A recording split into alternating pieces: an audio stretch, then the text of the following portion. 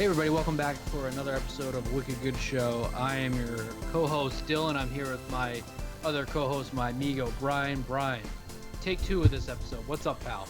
Hey, I'm doing quite well. Yeah, Dylan, as you just mentioned, yesterday we were recording this, and I felt like we were on top of our game. Maybe the best podcast we ever recorded, and my computer crashed in the middle of it, and then I couldn't get it turned back on. So hopefully we'll have a little bit more luck this time. Just to confirm, you hit record, right? We are recording, yes. Okay. So yeah, I'm excited for this episode. This is probably the episode I'm most looking forward to for the remainder of the year, other than our Star Wars review. But today we're going to be talking about basically the remainder of 2019 and our see it or skip it lineup. We can kind of get into the criteria of all that and what we'll be going over later. But first, we had rather incredibly big news this week. And yes. After announcing our new name, our new logo of Wicked Good Show, we decided to take a hiatus. We said, new channel too. New channel, yes. Wicked Good Podcast. We decided, let's just go off air. What a better way to launch a channel than to just not make any podcasts at all. Exactly. That's how you get successful in the industry. That's what I hear, anyways. There was big news, Brian. There was big news this week. And we had to come on here and talk about it. The Matrix is getting another movie. Why? I know. Who? Okay, first of all, I don't understand how this is possible considering the ending of The Matrix, but hey, maybe... It's not a spoiler. Neo dies. Yeah, so Trinity dies also. Yes. I think Morpheus is the only one who lives, right? And funny enough, Morpheus is the only one apparently not not going to be in this movie. one. It's a younger Morpheus. Oh my god. What a mess. I don't give a flying fuck about this movie. I mean, I love The Matrix, the original, right? I love that movie. I'll watch that every day, but I did not love Reloaded, and I thought Revolution was garbage. Revolutions, I don't know. How'd you feel about that?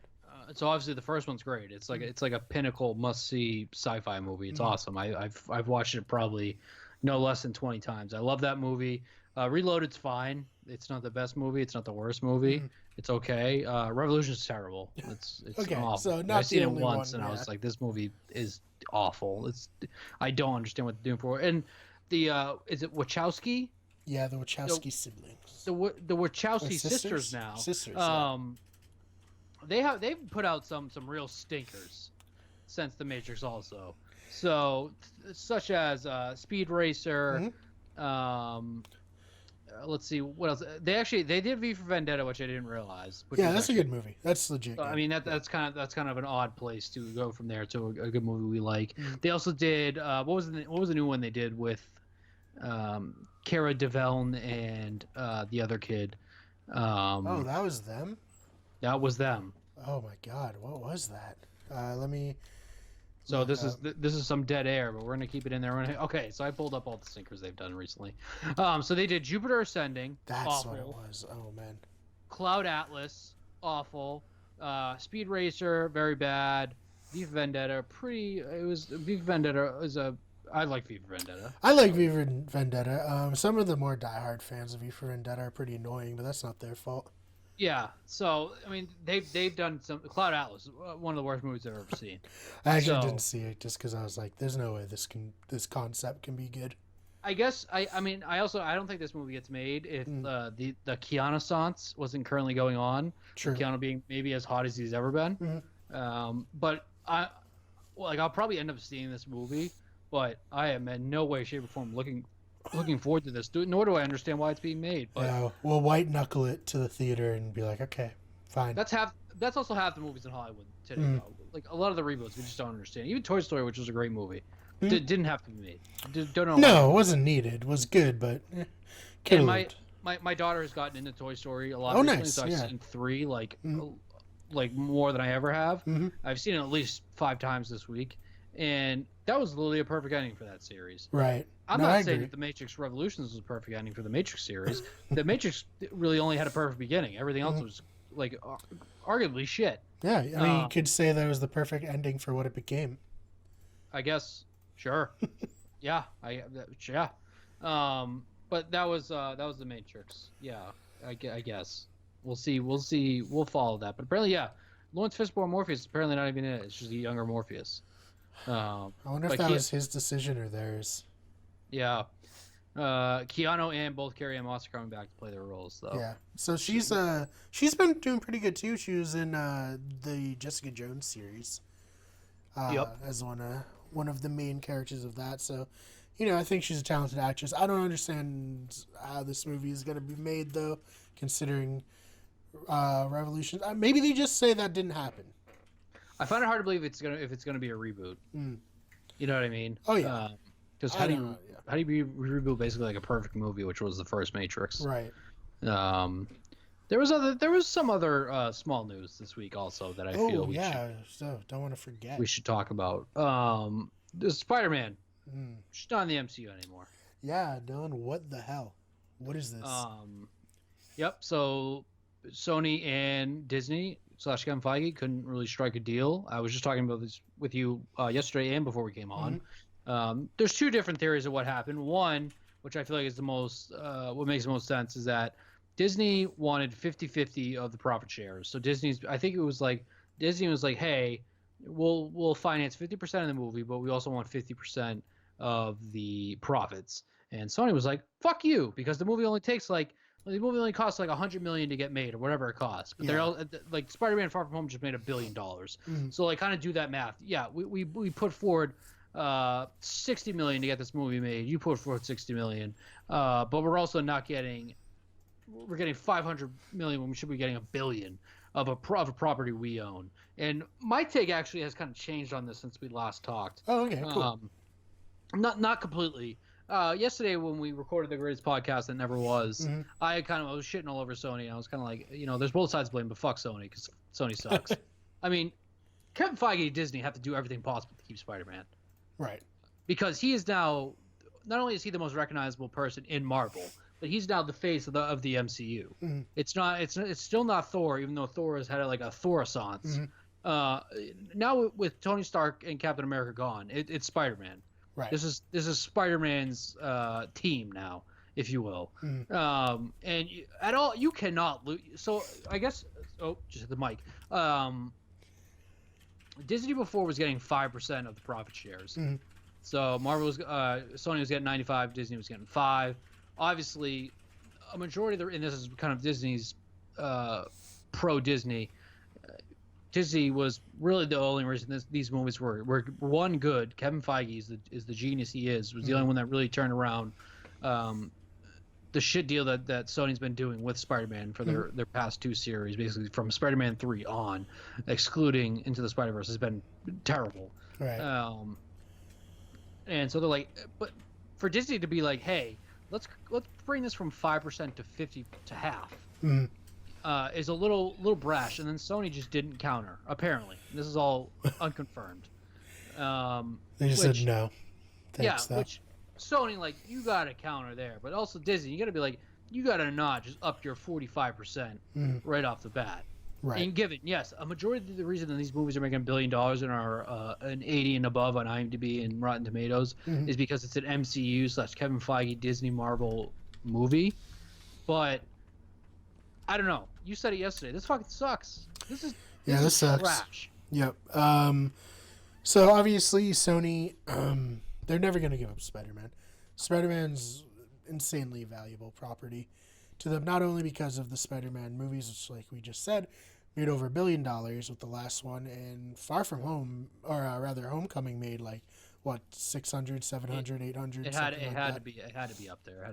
And then Venom, a incredibly mediocre movie, made $850 million. And then let's not forget, this license allows them to make the exclusive Spider-Man video game, which as of January 2019 sold 9 million copies, which is $540 million. Sony prints money with the Spider-Man license, and I understand why they'd be reluctant to give up, that money, because let's be honest, man, other than Disney right now, studios are struggling in terms of making money. Like, they bought Fox, but Fox is, share of the Disney profits lost. Like, I think it was $160 million between Dark Phoenix and Stuber. And, like, the only other studio to have a billion-dollar movie is Sony because of Spider-Man. So it's a complicated thing for them, and I can see their reluctance to just give Disney all that money, especially when you consider that Disney is straight up becoming, like, the only show in town, in movies, and soon to be streaming probably as well, while they kill Netflix with their Disney Plus. So that's another thing that was announced today too. We are the Mandalorian. I don't know if the trailer's come out yet. That's a show I'm very much looking forward to. The Mandalorian, the new Star Wars series on Disney Plus, which also apparently is going. It's a week by week show, so it's not going to be an all binge at once, which I kind of like. Okay, something different. It's a nice thing though. It's good to look for shows week by week. The really last show I did for that was Game of Thrones, which we all know what happened with that. Just said it was good, Dylan. I get you for sure. I think that'll be an interesting approach, just because Netflix has tried this in the past with certain shows, and I don't know how people necessarily felt about it. I never watched any of the shows that they were releasing week by week, to be honest, so I can't comment too much on that. But yeah, back on the Spider-Man, not to get too far off track. Really, the biggest victims here are Tom Holland and us, the viewers. Right. Because Tom Holland and John Watts were both the director of the movies. Were both greenlit for 2 more movies, based on the ending of Spider-Man: Far From Home. Obviously, a huge cliffhanger.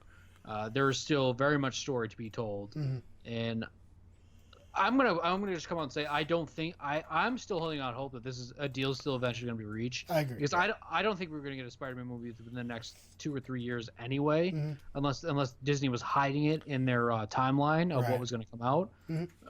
So I do think there's still a lot of time for things to get worked out. Yeah. My biggest concern is Venom 2, and kind of what we talked about yesterday too. Andy Serkis is now directing Venom 2, which it's a move I liked. I was indifferent with the first Venom. I thought it was a good movie. I didn't think it deserved like the 20% it had on Rotten Tomatoes. I also don't know if it deserved the 89% critics fan score it had. But it was good. I laughed a couple times. It was a popcorn flick for sure. I like Tom Hardy a lot more than I like Topher Grace's Venom, so that was nice. Yeah. My biggest concern is that they're somehow going to try to, like, kind of like not hold Spider-Man at ransom, but to kind of be like, well, like, all right, you want 50%? Cool. Like, you see this Venom movie we're getting ready to shoot? Well, guess what? Tom Holland is going to be the end credit scene of that movie, and we are now going to be doing a Venom versus Spider-Man movie. So that's my biggest fear, is that the only thing that I'm worried about is Sony is going to be like, all right, well, fuck it. Spider-Man is as hot as he's ever been right now. Tom Holland is the perfect Spider-Man. You know what? Let's get him into this Venom movie as soon as possible.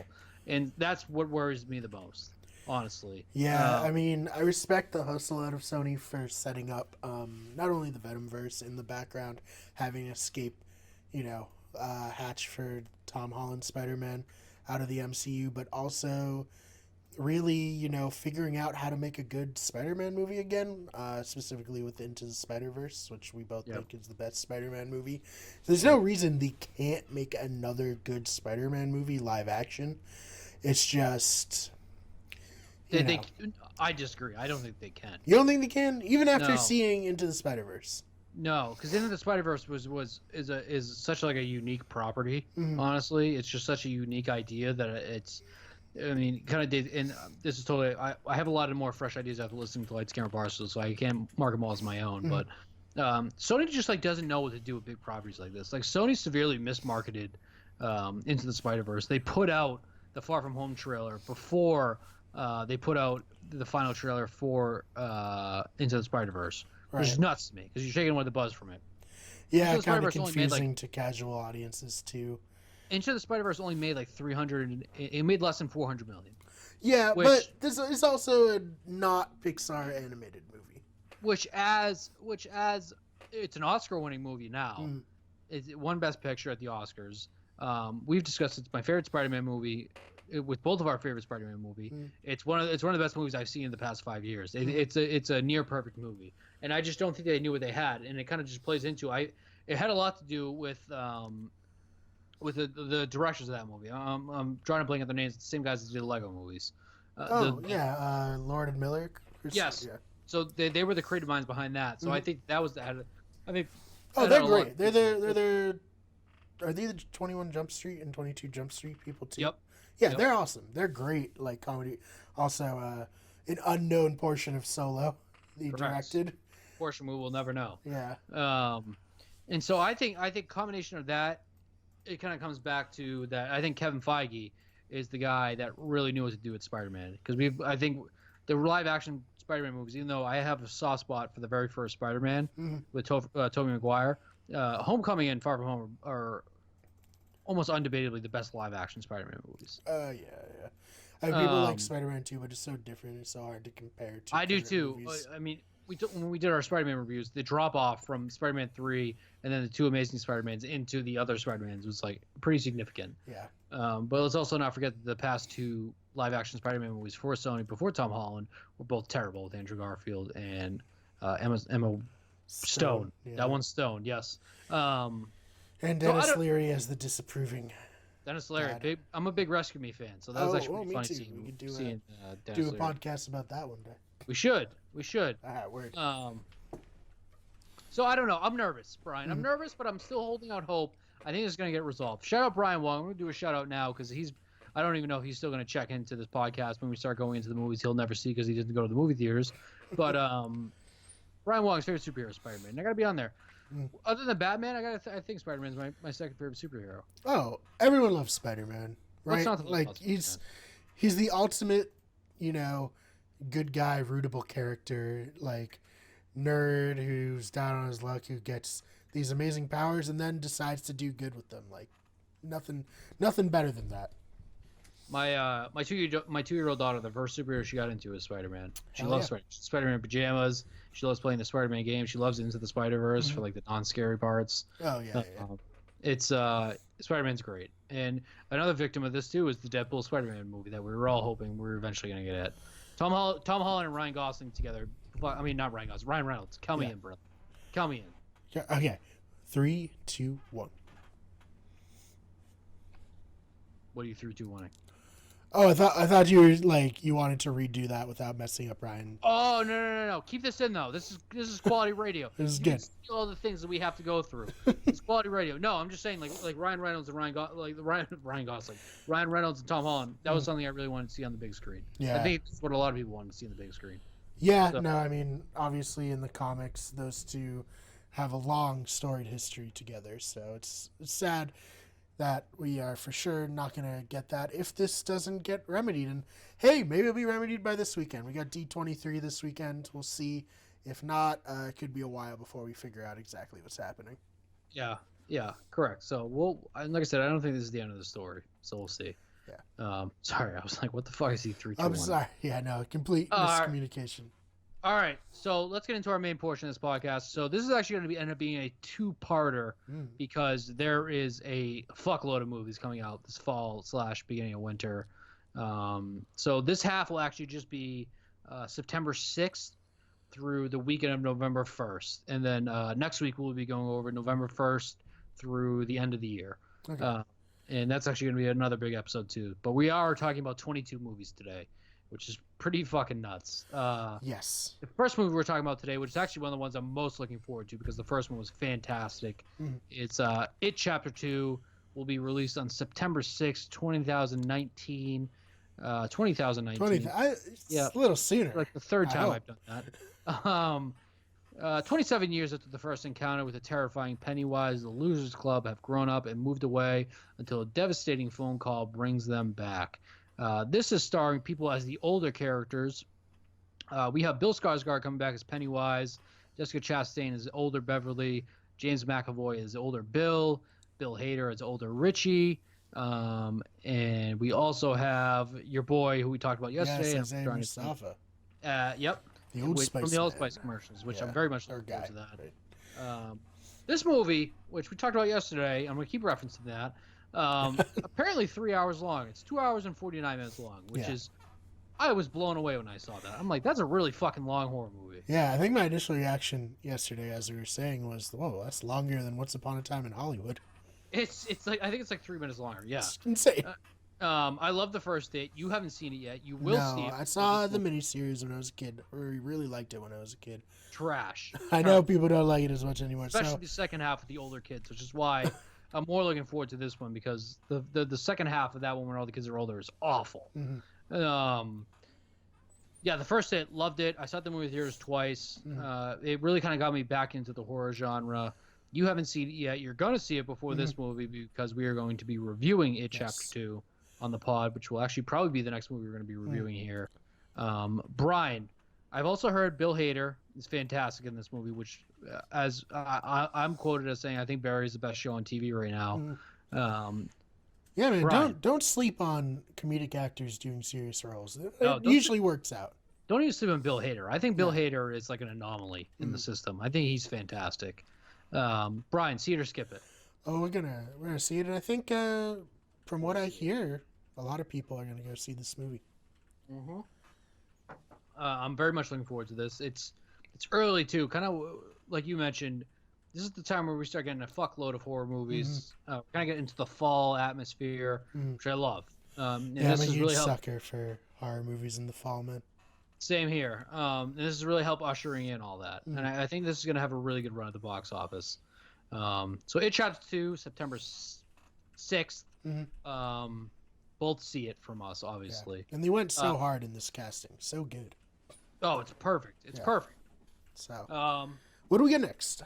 Next up, and this is where our podcast cut out yesterday. Yes, so we're across the event horizon now. So the following weekend of September 13th, we have two movies we're going to be discussing. The first one is The Goldfinch, which has the potential for maybe some Oscar hype, and you'll hear that throughout this podcast. The Goldfinch. A boy in New York is taken by a wealthy Upper East Side family after his mother is killed in a bombing at the Metropolitan Museum of Art. This is starring our boy Ansel Elgort, also featuring Finn Wolfhard as a younger version of a character who will also be in It.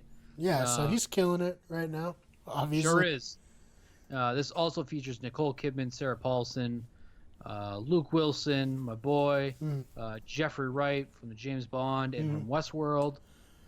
Brian, is this a see it or skip it for you? Ooh, this is I'm going to see what the reviews are like. And then if they're good, I'll see it. Yep. I hear you. I'm kind of the same way. I never read the book. I guess the book was like a pretty big phenomenon, which I never read. Yeah, I'm right there with you. I'm when this comes out and we start getting the reviews and it's terrible, I'm for sure not going to see it. Right, yeah. But if this is on the fence to good, or even if it's getting like a 90 or above, I'm for sure going to see it, because I go out of my way to try to see every movie that's being nominated for Best Picture each year, and I think that this potentially has a chance to do it. Yeah. So I'm gonna say see it. I'm gonna just throw a see it out there. All right. I'm gonna say I'm gonna see it. All right. So what do we have after The Golden Finch? So the same weekend as The Golden Finch, and the only reason this is interesting is because of the people that are in the cast. Next up is Hustlers. Hustlers is a movie. It is inspired by the viral New York Magazine article. Hustlers follows a crew of savvy former strip club employees who have band together to turn the tables on their Wall Street clients. This is starring J-Lo, Jennifer Lopez, Constant Wu from Crazy Rich Asians, who she's wonderful in that. Also Fresh Off the Boat on ABC, which she is also wonderful. She is amazing. She's Fresh Off the Boat. Everything I've seen her in, she's great in. Julia Stiles, Keke Palmer, Lily Reinhart. The other big name attraction to this is Cardi B, which I guess this is also slightly loosely based off Cardi B's life. Off her life, like not even like, yeah. She's just robbing rich folks. You know how it is. So Brian, being full disclosure, 100% honest, I probably won't see this in the movie. We're definitely probably not going to review on the pod. Yeah. But if this is a movie that gets really good ratings, this is probably something I can see myself renting at home. Not just because it has J-Lo stripping, just because if it's gonna be a movie, I love Constant Wu. It's kind of the same thing. If I think that this is gonna be good, I'll see it eventually, but I will for sure not see it in the theaters. So I guess I have to give this a skip it. Yeah, I'm intrigued by the movie, but I don't see myself seeing this movie, at least not in theaters. Correct. I really think that's all that needs to be put into it. Next up, we have the weekend of September 20th. Actually, it's September 20th, so I think that's actually like the Wednesday after. Some of these dates are kind of fucked up, but either way, it's coming out the next week after. And this is actually Rambo, the what I assume to be the final Rambo movie. This is Rambo: Last Blood. Rambo must confront his past and unearth his ruthless combat skills to exact revenge on a final mission. Obviously starring Sylvester Stallone. That's pretty much all you really need to know, Brian. Yes. So I'm a sucker for Rambo movies. I love Sly Stallone. I love the Expendables movies. I'm going to see this. I'm gonna see it, but I can completely understand why someone else would be to skip it. Yeah. So the last one came out in like 2008 or 9. I'm gonna say like between 2006 and 2009 is pretty fair. And I thought that movie was real bad, but the ending was cool when he's just killing everybody. Pretty dope. Yep. I probably won't see this movie. I like Rambo fine enough, but I'm not like a diehard Rambo guy. It doesn't have the carry of the Rocky / Creed series, which exactly I love Rocky. Phenomenal. Yeah. I will say though, off topic a little bit, the first video Tamor and I ever made together was a parody of Rambo. So, if not for Rambo, maybe right now this wouldn't be happening. You know, we wouldn't have Tamor. Yep. And who knows if I had you? Yeah. Who knows if I would have even gotten into making movies? Thank God Sly Stallone made Rambo. Yeah. Yeah, I'm only going to see this because of nostalgia, and I love Sylvester Stallone and I love Rambo. Although I'm going to be very hesitant. I guess we're saying this about all the movies. I'm going to be very hesitant if at first it has shitty ratings. I'm like, God. I still might go see it in the theaters, though. Especially with my good pal, Chris P. Shout out Chris P. He doesn't even listen to this podcast. We're going to shout him out, too. Chris, I'll tell you who isn't going to this podcast. This movie. Brian Wong. Brian Wong will not be going to the movies to see any of these movies, other than Star Wars, which we'll be talking about next week. Right. So next up, which is actually the same weekend, Ad Astra. This is a movie, maybe other than Star Wars, I'm probably most looking forward to because I think this is going to be a fucking banger of a movie. Yeah. Ad Astra, an astronaut travels to the outer edges of the solar system to find his father and unravel a mystery that threatens the survival of our planet. He uncovers secrets which challenge the nature of human existence and our place in the cosmos. This is obviously starring Brad Pitt, who I constantly was ranting and raving about for Once Upon a Time in Hollywood. I think that Brad Pitt's like back on his A game. And it kind of brings another point. Why is Brad Pitt just not more good movies? Yeah, I don't. He's just chilling, you know. Stop doing those indie shits with Angelina Jolie. I'm glad they broke up because now he can do movies like this. His wife's played by Liv Tyler, which just kind of gives like an Armageddon vibe to it. Tommy Lee Jones plays his dad, also featuring Donald Sutherland. This is a hard see it for me. I am very, very much looking forward to this movie. This is actually might be the next movie I see in IMAX also. Oh, all right. Count me in for that. I'm down. This looks fucking phenomenal. Yeah. I think Brad Pitt's one of the best actors we have right now. I think when he's really trying, he's on his A game. He is mwah. You know what I'm saying? He's great. This is a see it for me. Yeah, see it for me as well. God, what more is there to say about this Brad Pitt space? Well, I guess one thing, Dylan, would you say you're a sci-fi space guy or a fantasy guy primarily? Sci-fi. I'd probably say sci-fi space guy first. I agree. I'm the same way. Interstellar is one of my all-time favorite movies. I'm getting some Interstellar vibes from this. Obviously, probably the storyline won't be similar, but I'm super excited for this movie. Yeah, same on both fronts.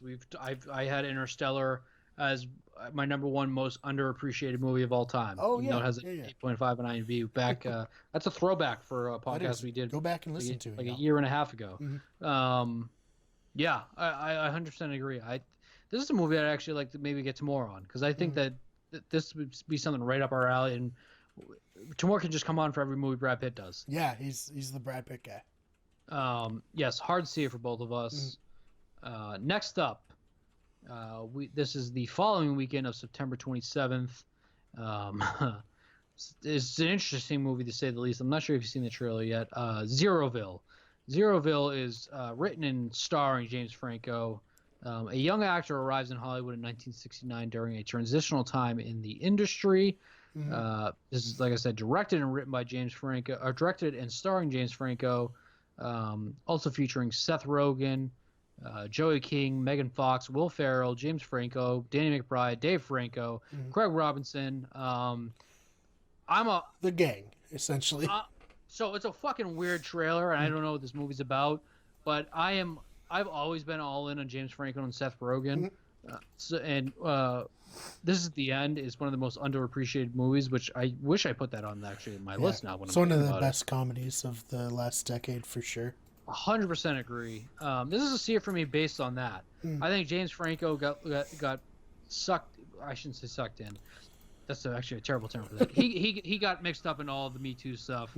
Perhaps rightfully so, perhaps not. I really don't know. Yeah. But as a filmmaker and I really love James Franco, and I'm really looking forward to this. This is actually the first thing I think I've seen him in since Disaster Artist. Since Disaster Artist, which is a phenomenal movie again. Yeah, done by him. I think you're right. I can't remember another movie. Maybe there was an indie one in between, but certainly not a wide release with James Franco. I'm in on this one as well. That cast is always gold. So really anything with Seth Rogen and James Franco together, and Craig Robinson, Pineapple Express. And Craig Robinson, yep. You know, correct. Yeah, they're just like a flawless trio, I guess I'll say, because even Pineapple Express, they're very, very good in that together. Nice. Yes, that's a see for me also. I think that would be a fun one to review too. Oh yeah, definitely. So now we're getting into Oscar bait. Now we're getting into movies. We've crossed over to the next three movies, excluding one, are very Oscar bait type movies. The next one up, which is also coming out the weekend of September 27th, is Judy. Judy is the story of basically the life story of Judy Garland. Legendary performer Judy Garland arrives in London in the winter of 1968 to perform a series of sold-out concerts. I think this is a movie that maybe if it's not for Best Picture, will potentially for sure be up for Best Actress because Renee Zellweger will be playing Judy Garland. So the only reason I'm going to see it for this is, one, I'm going to see it because, like I said, I think Renee Zellweger is a great actress. I think her as Judy Garland's very interesting. I've also been – Wizard of Oz is one of the first movies I remember seeing, kind of being blown away just by the production of all of it. I love musicals, which is kind of no secret to anybody that knows me. So Wizard of Oz is really my first exposure to that. And Judy Garland's a very complicated woman. She's one of like the real true timeless stars of Hollywood. So I'm gonna see it based particularly for that, but I can also see this movie maybe being fucking terrible. Yeah. So two things about this. So obviously we're doing the thing where you're like pitching these movies to me as we go. So when you said Judy and then you said Judy Garland, my mind pictured Judi Dench, and I was like, isn't she alive? Why the fuck would they make a biopic about her? But no, Judy Garland, obviously one of the most famous, I would say, people in history. She was in 100%. like one of the biggest movies of all time, and honestly, a pretty like tragic life after that. Like you always picture her as the girl from The Wizard of Oz, but it was not like, rainbows and sunshine in her real personal life. So there's a lot of interesting stuff to cover in this film. So I will also put this down as a see it. Cool. I don't necessarily know if this is something we'll review, but this is something I'll probably watch closely come Oscars time. Right. Definitely. All right, next up is actually a movie we will review, and I'm actually very, very excited to do this because this is a movie that can either be really fucking good or really fucking bad, and I really don't know what to make of it. And Brian, the weekend of October 4th, the first weekend of October, buddy, we got The Joker. Joker, yes, we do. Just Joker. I was going to see this, obviously. We're going to review it. The trailers look great. Hopefully it lives up to how good it looks just from the trailers. What do you think? Agreed. This movie is an original standalone origin picture of the iconic villain not seen before on the big screen. It's a gritty character story, study of Arthur Fleck, which is a new character, I believe a new name for the Joker, a man disregarded by society, and a broader cautionary tale directed by Todd Phillips, who did the Hangover series. He also did, I'm drawing a blank on what else he did, but he's a great director. It's actually produced by... Thinking of Due Date, maybe? Yes, Due Date. It's produced by Bradley Cooper, starring Joaquin Phoenix as the Joker, which is pretty obvious. This is one that apparently, and part of this I don't know if it's because of Heath Ledger and his Joker, and just every time someone plays the Joker, other than my boy that did it in Suicide Squad, Jared Leto. Is basically up for an Oscar now, but this is starring Robert De Niro Jr., Joaquin Phoenix as the Joker, Zazie Beetz, who's one of my favorite actresses right now from Atlanta and from Deadpool 2, Brian Tyree Henry, who's also from Atlanta, who I think is one of the best actors out right now. He's very underappreciated. Shea Wigham, who we love from Boardwalk Empire. This is a hard see for both of us. That's really no mystery at all. This is a very, very intriguing movie to me. I'm one of the people, the purists, that I like my Joker. Like, we don't know anything about him. Like, his whole aura is that, like, the mystery behind him is, like, we have no idea who he is. But this just looks like, it's such a,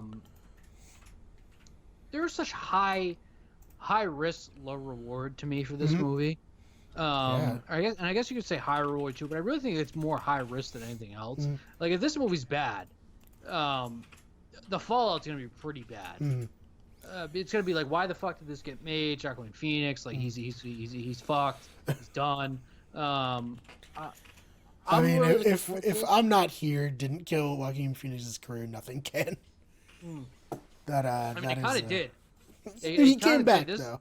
This is the first monstrous movie I think that he's been in since then. Like, he's been in Oscar-winning movies for like The Master and stuff like that, but for like in terms of blockbuster, like household type movies, this is, and maybe the first one he's been in. I'm excited for it. I'm a little nervous that maybe it could be bad, but I'm more holding out hope. I think this is going to be amazing, which is I also kind of wonder too at this point, does this Joker, which I don't know how this all links in, because we do have a child Bruce Wayne in this movie. I don't know how this would link in to being with the new Batman series with Rob Pattinson, but I guess we'll see. Yeah, I mean, I don't think it will personally, but it could, because you could like have a young Bruce Wayne and then like Joaquin Phoenix like in the makeup and stuff.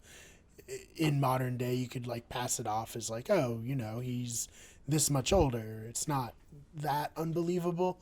But I think you're right. Not only is this like a high risk, low reward movie to make, but in terms of being an actor and taking the role, it's like you're either going to kill it and have like an amazing performance, but more likely people are just going to compare you to Nicholson and Ledger, and like that didn't work out for Leto at all. And Leto was coming off an Oscar. Like, it's not like Leto's a bad actor by any stretch. Yeah, I mean, I thought Leto was going to be great, but I thought his Joker was awful. Yeah, it was more writing, honestly. He was also in what, a total of 15 minutes in that movie. That was pretty messed up. If that. So, we'll see. We'll see. What's next? So our next movie, which is the same weekend, the only reason I'm bringing this up, kind of as I mentioned before, the criteria for all of this is that we're skipping the movies that either have already been seen by other people and are getting terrible ratings, or have been seen and maybe won't be major blockbuster pictures, but have some Oscar hype to it. And this is definitely one that falls into that category. The next movie is called Pain and Glory. This is an indie / I think that you can consider this maybe a foreign film. A film director reflects on his choices he made in life as past and present come crashing down on him. This is starring Antonio Banderas, which he's the main attraction of this, mainly because Antonio Banderas is getting Best Actor considerations for this, which is very interesting to me. Brian, probably will not see this in the theater, but will probably end up seeing it if it has a lot of Oscar hype around it. So I guess you can say skip it, but I guess I also really don't know how wide of a release this will get. Yeah. Like AMC does the indie, what do they call them? Like AMC Presents? I'm not sure, but AMC Artisan Films. Artisan Films. Thank you. Yep. I don't think I'll see this in theaters too either, but catch us in February as we frantically try to catch up on our Oscar movies that pretty we much. miss, you know? Yeah, pretty much. The only other recognizable name in this is really Penelope Cruz. At least on like the American side. Like I said, this is pretty much, you can consider this more of a foreign film. Who's directing this? Is this Robert Rodriguez or no? Somebody named Pedro Almodovar. Okay. Almodovar. Yeah, I was just because Penelope Cruz and Antonio Banderas, like they work with Robert Rodriguez pretty frequently, right? Yeah, once upon a time in Mexico, all that. Yeah. Kind of a side note, which I want to point out to you. Did you ever see the movie Chef? I did not see it. I know what it is, but I did not see it. So I feel like I say this a lot, but Chef, the movie Chef, is actually one of my favorite movies of recent memory. It's a near perfect movie to me. But they just came out with a documentary series on Netflix, and it's Jon Favreau and the guy that actually taught him to cook, because in the movie Chef he was really cooking and doing all that. Right. And it's a documentary series, and the first episode is actually Gwyneth Paltrow and Bill Burr. And with Bill Burr, they make the two of the signature sandwiches from the movie. Oh, cool. And then the second one is Tom Holland, Robert Downey Jr., the Russo brothers, and Kevin Feige, when they all go out to eat together. And it's basically about learning food, learning how to cook and all that. It's an excellent show. And the only reason I actually thought about it is because you brought up Robert Rodriguez. And he is actually in episode, I think, either 3 or 4. Oh, nice. But kind of a side note, it's a hard throw it out there. Like you should definitely watch it. It's awesome. Right, if you at any point had any interest in cooking shows, you should definitely watch this because it's great and it has a lot of Hollywood influence, which is awesome for us. Yeah, no, it sounds like something like Jenny would be super into too. So I might have to pitch this to her. So Jenny, obviously from Wiki Good Everything fame, she's a streamer girl. We love her. She also unfortunately shacks up with Brian. So that's a story for a different day. Yeah, decision making not great, obviously. Questionable, to say the least. At the least, right? Next up, which is actually the same weekend, we have The Current War, which this is unfortunately a movie that's not getting fantastic reviews, but its star power is actually really out there. The dramatic story of the cutthroat race between electricity titans Thomas Edison and George Westinghouse to determine whose electrical systems would power the modern world. This is starring our boy Tom Holland, Benedict Cumberbatch, Nicholas Hoult, and Michael Shannon. Unfortunately, this is probably a skip it for me. Yeah. So based on that, it's not getting great reviews early, which is obviously not a good sign. And also, I feel like this has the potential to be a maybe boring topic. Right. So it's a skip it for me. I probably will not see this in the theaters, and unless it really picks up steam, maybe for best director or best actors, I really don't see myself seeing this anytime soon. Yeah, no, same. Interesting cast, like you said, but you really need I don't know, like Aaron Sorkin or someone to write like this movie to make it fascinating. Yep, I hear you.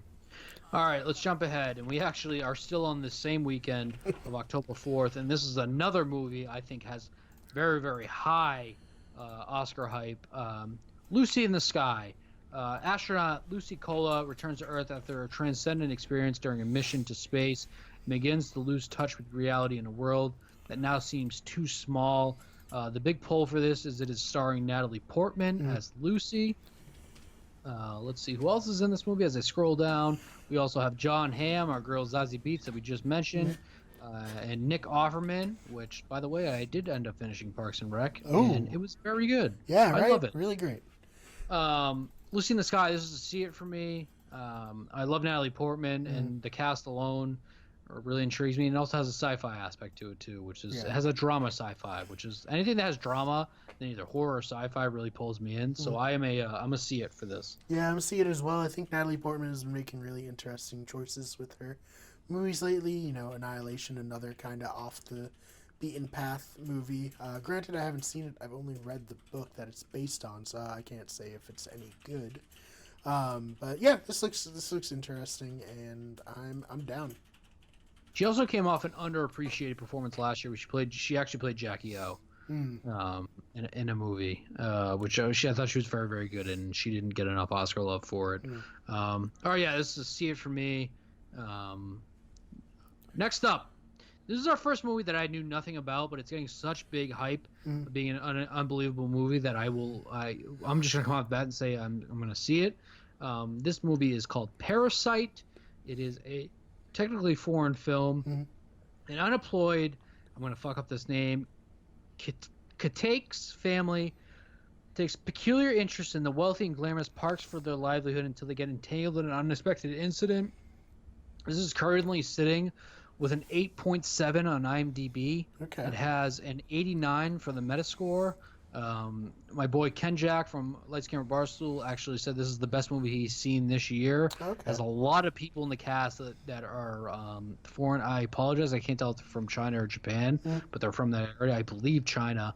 This is a see it for me. It's getting a wide release in the U.S. on October 11th. Like I said, a hard see it. This is apparently a movie that if it's not up for Best Picture, will be up for Best Foreign Film, and I'm consider myself intrigued. Yeah, YouTuber I like, Your Movie Sucked. He said this is amazing. So I pretty much anything he says is amazing is like really amazing, because even when movies are good, he says they're awful. So this is a see it for me as well.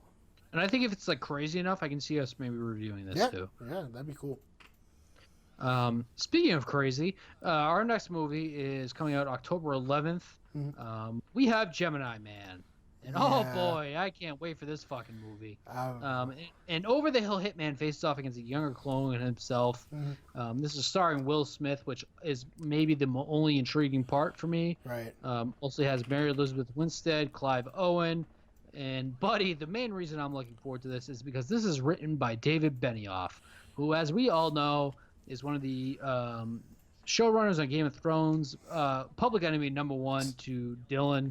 And I'm going to say I'm seeing this solely because I want to hate it so much. But at the same time, I love Will Smith. And get this, they actually think this has hype. This has Oscar hype for Will Smith, because he's playing both an older version of himself and a younger version of himself. So I'm going to see it basically because I'm intrigued. It's directed by Ang Lee, which is another thing to mention. I want to see what David Benioff does, and if it's terrible, I want to further my point that I think that Dave Benioff is a fucking fuckface. Yeah. So, I mean, to make you feel a little better, I know this movie's been kicked around for a long time, so it existed before him. I don't know if, like, he's going to have, like, complete right to rewrite the story entirely, but I know, or rather, I think I heard that Bruce Willis was attached for a while. It just is a movie that people have been trying to make for a long time, and I guess maybe technology has caught up enough to make it, like, viable. If it gets great reviews, I'm seeing it, obviously, but I don't think I'm going to see this one. So I'm going to see it, but I'm going to hate see it. You know what I mean? Yeah, no, I understand.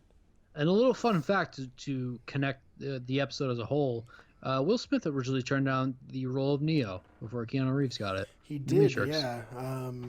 I mean, it's worked out for him and Keanu equally, but that would have been interesting, right? I think he turned it down to do Bad Boys. I could be wrong. It was Wild Wild West. Whoa, that's what it was. Yeah. Wild West. What a fucking movie. What a movie. Oh, you know what we should do? All right, now, Colin, we should get trashed and do a Wild Wild West review. Watch and then immediate review.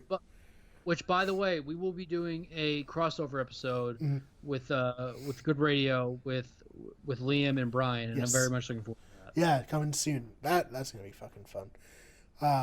Yeah, it's gonna be Liam's gonna go on here, Dylan's gonna go on there. It's gonna be a good time. We are in the early stages of a podcasting empire. I can feel it. Oh yeah, that's the goal. By this time next year, this is gonna be an empire. Correct. Next up, following weekend, we have October 15th, which actually I think is a Wednesday, so maybe it comes out on the weekend. I don't know how that works out. The Jay and Silent Bob reboot, which is obviously directed by Kevin Smith.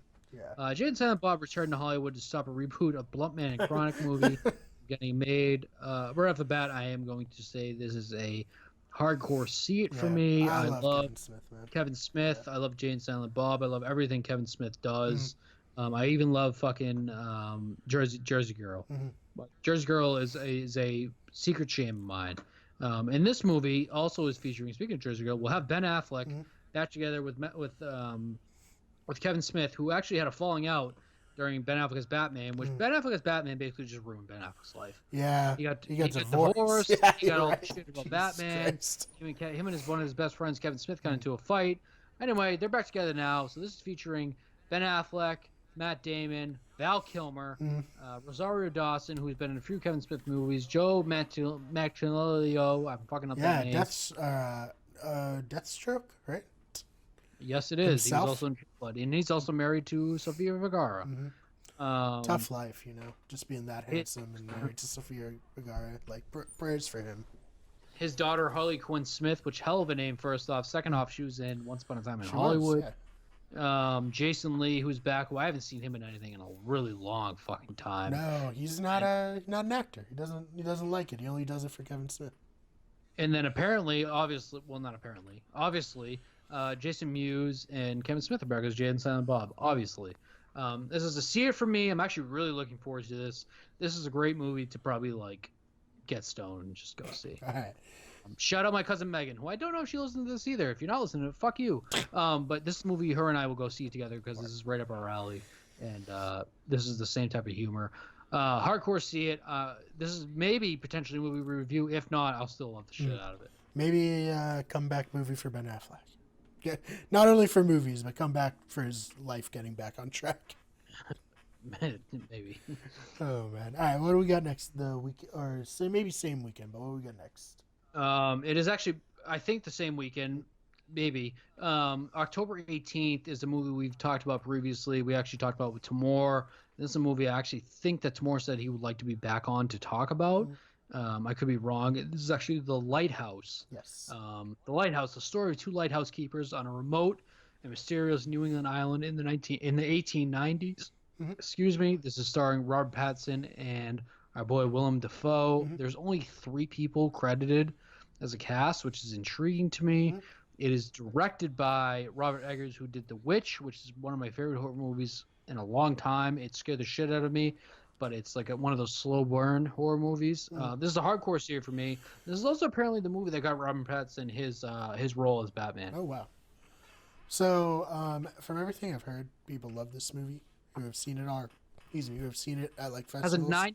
Has a 91 meta score on IMDb right now. Yeah, so this is a see it for sure. It's trippy. It looks like it's super weird. It's out there, and as we talked about with Timur on our Once Upon a Time in Hollywood review, anything original and different and weird intrigues me right off the bat, and will probably get me to go see it. And this is for sure one of those. Right. See it for both of us, and I think we'll probably review it too. Even though I don't know how much people will actually go see it, but I think we'll review it. Yeah. Next up, same weekend. This is actually a huge weekend. There is 4, and if you count Jay and Silent Bob, there's 5 huge movies. Maybe this is why Jay and Silent Bob released on that Wednesday. There's not excluding Jay and Silent Bob. I'm losing track of math. There's 4 huge movies coming out this weekend, and the next one up after Lighthouse is Zombieland Double Tap. Really needs no explanation. This is starring Woody Harrelson, Jesse Eisenberg, Emma Stone, and Abigail Breslin. Obviously, a continuation of the first Zombieland movie. Columbus, Tallahassee, Wichita, and Little Rock move to the American heartland as they face off against evolved zombies, fellow survivors, and the growing pains of snarky makeshift family. A very obviously see it for both of us. I'm just gonna that AMC Movie Pass getting used this weekend. Oh my god, yeah. I don't even think we have to dive into it anymore. There's no explanation. It's a see it for both of us. Yeah, so if there's any more see it this week, I'm gonna have to actually pay for a movie. Woody Harrelson, first off, was probably the biggest name on this movie now, but now you have Emma Stone linked into it, and you have Jesse Eisenberg. Everyone's career has just spiraled upwards since. Have you ever seen the clip of Woody Harrelson talking to Liam Hemsworth and finding out that he's related to Chris Hemsworth in an interview? It's hilarious. Anyway, sorry. That just popped in mind. Everyone should go watch that clip. It's fun. It's okay, but also apparently Bill Murray's in this movie too. Oh, interesting. Which is very interesting because Bill Murray died in the first Zombieland. Yeah. The next movie that weekend is a movie, maybe the only movie I won't be seeing that weekend. Maleficent, Mistress of Evil. Maleficent and her goddaughter Aurora begin the complex family ties that bind them as they are pulled from different directions by impending nuptials, unexpected allies, and dark new forces at play. Obviously, the second movie to the Maleficent franchise, starring Angelina Jolie, Michelle Pfeiffer, Ellie Fanning, Chiwetel Ejiofor, Ed Skrein. Buddy, this is a hard skip it for me. I have zero interest in the Maleficent universe, zero interest in this whole live action aspect of the Disney Disney revival, I guess. Not revival, but live action, yeah. Live action. I will not see this in the theaters, I can guarantee you that. I was very surprised he made I guess the first one must have made a good amount of money. I'm sure Jenny will want to see this, so I will let you know how it goes. So Brian has a question mark. Yeah. I was reluctant to see it. No, I don't know. It might be good. Who knows? More importantly, I want to get on to the next movie, which is a movie we will review in the pod just based on the controversy around it. And another thing, and the director, which is one of our favorite directors in Hollywood right now, and that is Jojo Rabbit, which is also coming out that weekend. A young boy in Hitler's army finds his mother is hiding a Jewish girl in their home, which is a very vague description. This is directed by Taika Waititi. Also starring Taika Waititi as Adolf Hitler, which is odd to say. Sam Rockwell, Scarlett Johansson, Roman Griffin Davis, Alfie Allen. Buddy.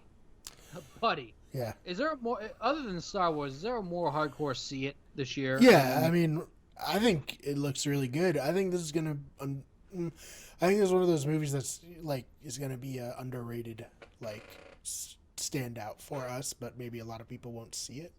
So the actual talk I want to get into with this movie, because we're both going to see it, and I knew we were, is that this is apparently. So this is a property that came over from Fox to Disney during their purchase. And this is apparently a movie that is making Disney executives very, very quote-unquote nervous that people who are Disney fans are somehow going to stumble into this movie thinking it's a Disney movie when in fact it is a movie about Hitler and World War II. To that I say, fuck you, Disney. Yeah, they're not. I don't think people are that religious where they're gonna be like, oh, Disney movie, I gotta go see this. What's this about? Jojo Rabbit? Is it about a rabbit? What's going on with this? I mean, if this is a problem, this kind of worries me because it's like we're not going to get interesting movies now that you bought Fox. This is probably a Fox Searchlight movie, I would imagine. So, what the hell, Disney? Taika Waititi, obviously directing the Thor, he did one of the best Marvel movies with Thor Ragnarok, which I will fully admit I did not appreciate at first, but upon my rewatches I did. He's one of the best creative directors I would say are out there right now. What We Do in the Shadows are hilarious. He's also in that. I believe he contributed to the TV show. I think.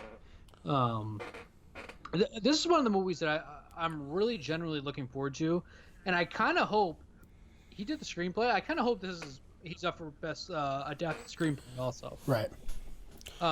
This is a hard see it for us. If Disney even remotely thinks about trying to tamper anything with this movie, I will boycott Disney, which is a lie because I'll see every movie Disney puts out. I won't be happy about it though. Right. So we'll see. But Jojo Rabbit, this is probably the movie I'm most intrigued by this weekend. In that weekend, I will probably see it before Jay and Silent Bob, unless Jay and Silent Bob come out that Wednesday. Then I'll go see them that Wednesday. Right. But Jojo Rabbit, very much looking forward to.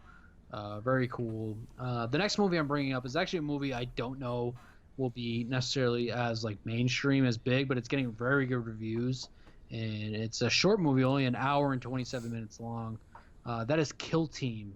Kill Team comes out the weekend of October 25th. A young American soldier in Afghanistan is disturbed by his commanding officer's behavior and is faced with a moral dilemma during the war. This is starring Alexander Skarsgård, Nat Wolff, Adam Long. This is probably going to end up being a skipper for me, but I'm putting it in there because it's getting a lot of buzz currently for being a relatively decent movie. It has a 67 on Metacritic, which is obviously not high, but has a 6.7 on IMDb. A skip it for me, but this is a movie I would say maybe to watch. Maybe come award season. I don't want to guarantee that, but it was a movie I thought was getting enough buzz now that I thought we should probably bring up. Yeah, I mean, I probably won't see it either. Perhaps rent it after the fact, though, if it's good. Correct. That's the only really thing we need to talk about that with that movie. Next up, is the weekend of November 1st, which is actually the final weekend we'll be reviewing this week.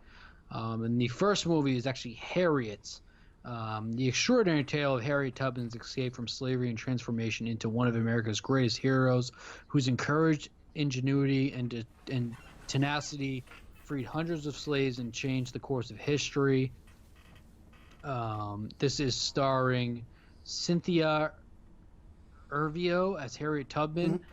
And Brian, this is a movie I think, as long as it's good, will be getting Oscar buzz come Oscar season. Oh yeah, no doubt. It's history. It's a story with Harriet Tubman that really hasn't been told on the big screen before. I'm probably a see it, but I'm going to be at the same line where if it's getting bad reviews, I will not see it for sure.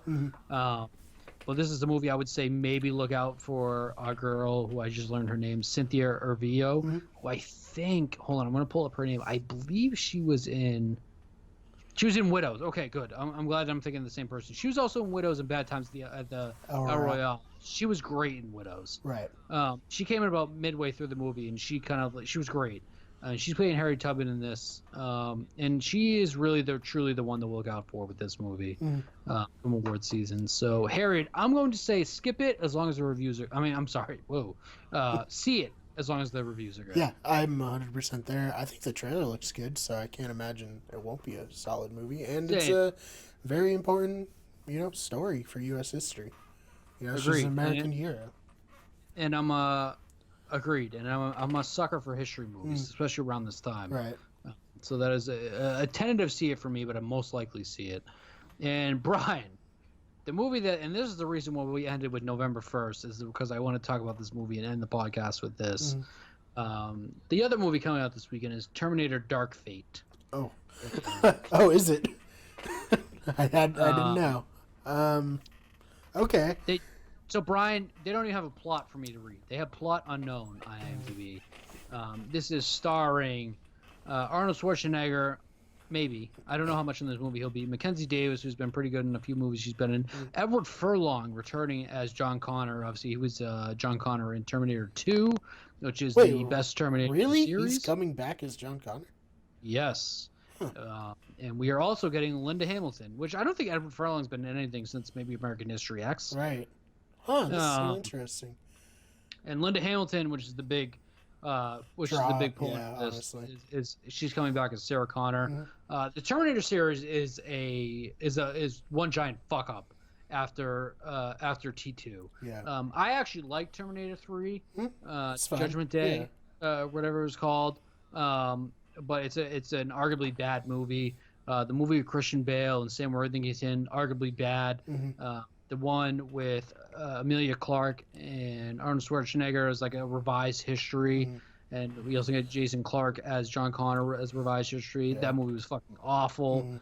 I have zero expectations for this movie. I'm gonna skip it. Like unless this is getting rave reviews and is unbelievable, I can see this being maybe like a 55 on Rotten Tomatoes. I do not have high expectations for this at all. I'm gonna fucking skip it, dude. Like, this is how many times are you gonna reboot a series within a series? Yeah, dude. So I agree. I mean, Terminator wore out its welcome, unfortunately for it. 100%. It's over. Fuck James Cameron. His Avatar with his blue people. Fuck James Cameron. No, man. It's just like I was excited for Salvation. That's kind of sucked, honestly. And then the new one with Emilia Clarke was bad. Also, going from Christian Bale to who's the actor who played John Connor in that movie? You just said Jason Clarke. Yeah, going from Christian Bale to him was like, what? Are you joking? This is I don't know. I don't give a shit about Terminator anymore. It's over. Same. It's over. That's the best way to put it. I don't give a shit about Terminator anymore. Yeah. And yeah, that's the only way to put it. I'm about where I was after I saw Prometheus with aliens. Buddy, I 100% agree with you. Yeah. Prometheus was one of the biggest disappointments in my life because I love the first two Aliens movies. Yeah. So whatever. I'm not seeing this movie. Maybe it's good, and I'll rent it on DVD someday. Get it on Red Box or some shit. All right, cool. Well, we made it. That is part I didn't one mean of to our. be so aggressive. I didn't realize how angry I was about the Terminator's like No, it's downfall. warranted. No, it's warranted. Fuck James Cameron. Fuck Terminator. Just put Terminator 2 in theaters instead of this again. I love that. Back in IMAX. Yeah, that'd be dope. I'm all for that. Probably would make more money than this, honestly. They'll probably put it before like Avatar. Mm-hmm. Like, hey, come see Avatar. You can see Terminator 2 right. too. All right, so that is our first half of our preview for the remainder of 2019. I'm actually really excited for next week because next week we're gonna start really getting into some heavy hitters, such as Star Wars. Obviously, we're gonna get some more Oscar movies. Brian, I'm gonna kind of put you on the spot though before we sign off. What is what all the movies we just named? What are the movies? What's the movie you're most looking forward to in the first half of the remainder of 2019? The one that I'm most looking forward to would probably be either It Chapter 2, just because I like horror movies a lot, even though I haven't seen the first one. I just assume it's good because everyone said it was so good. Or Zeroville, honestly. Okay, interesting. I'm actually probably I'm right there with you. I'm actually going to give Ad Astra an advantage over It.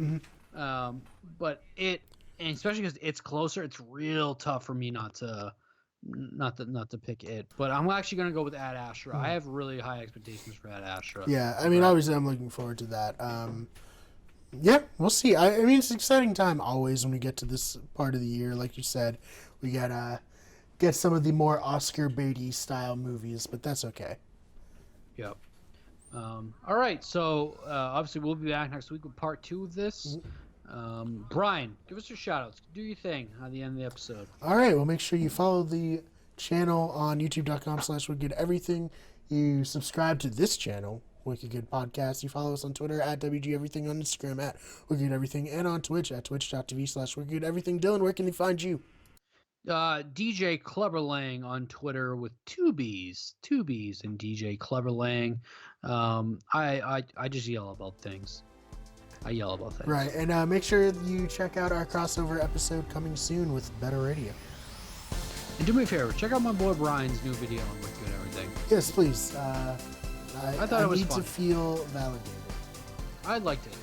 All right, thank you so much, Dylan, and thank you guys so much for checking out the podcast. Love you guys. Rate us on iTunes. See you next week. Bye. Yes, bye.